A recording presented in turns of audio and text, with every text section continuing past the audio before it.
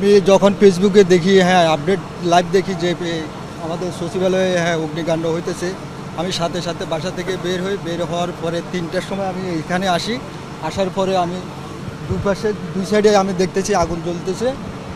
মাঝখানে তখন কোনো আগুন ছিল না।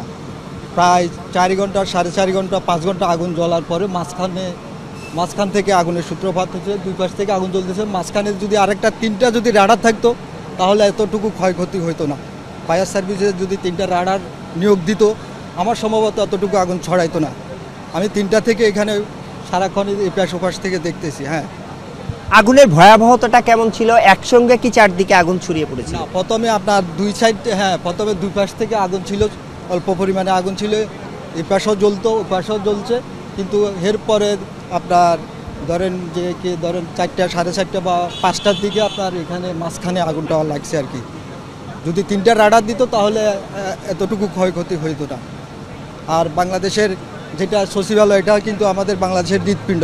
এখানে আগুন লাগার কথা শোনার সাথে সাথে, দেখার সাথে সাথে আমি ছুটে আসি। হ্যাঁ, অন্তত পানির 1 লিটার একটা বোতল নিয়ে আসছি। হ্যাঁ, আপনিও দেখছেন, সারাক্ষণই আপনাদের সাথে ছিলাম, চেষ্টা করে যাচ্ছি আগুন। সচিবালয়ের মতো একটি জায়গায় যেখানে মূলত এখান থেকেই সারা দেশ পরিচালিত হয়, এই সচিবালয় থেকে, সেইখানকার মতো একটি জায়গায়, সুরক্ষিত একটি জায়গায় সচিবালয়কে সবসময় সুরক্ষিত ভাবা হয় এবং এখানে প্রবেশের যে কারণে আসলে প্রবেশ করাতেও আসলে কিছুটা নিষেধাজ্ঞা রয়েছে। সেই রকম একটি জায়গায় এত ভয়াবহ একটি আগুন, এবং যেই আগুনটি যারা প্রথম দিকে ছিল, আপনি নিশ্চয়ই শুনছিলেন, তিনিও বলছিল যে চারদিক থেকে আগুনের যেভাবে লেলিহান শিখা বের হয়, এই ভয়াবহতা আসলে কেমিক্যালের যে আগুনে সাধারণত দেখা যায়, বা কিংবা ফোম, প্লাস্টিকের যে কারখানাগুলোতে আমরা বিভিন্ন সময় আগুনে দেখেছি যে এইরকম ভয়াবহতা, এখানেও কিন্তু ঠিক সেই রকম একটি ভয়াবহতা ছিল।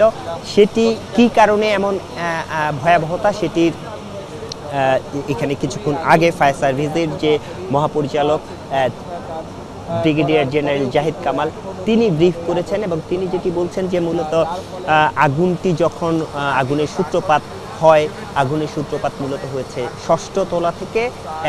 তারা যেটি এসে প্রথমে দেখেছেন, এবং 6ষ্ঠ তলা থেকে উপরের যে 9 তলা ভবন, এটি উপরের যে ফ্লোরগুলো রয়েছে, 6ষ্ঠ, 7ম, 8ম এবং 9ম, এই ফ্লোরগুলোতে খুব দ্রুততার সঙ্গে ছড়িয়ে পড়ে এবং একসঙ্গে চারদিকেই অন্তত 3টি জায়গায়, তারা যেটি প্রাথমিকভাবে বলছেন যে 3টি জায়গায় আগুন একসঙ্গে ছড়িয়ে পড়ে, এবং সেটি তারা যেটি ব্যাখ্যা দিয়েছেন যে এরকমটি হতে পারে বৈদ্যুতিক শর্ট সার্কিট থেকে যদি এরকম ঘটনা ঘটে তাহলে এরকমটি হয়ে থাকে।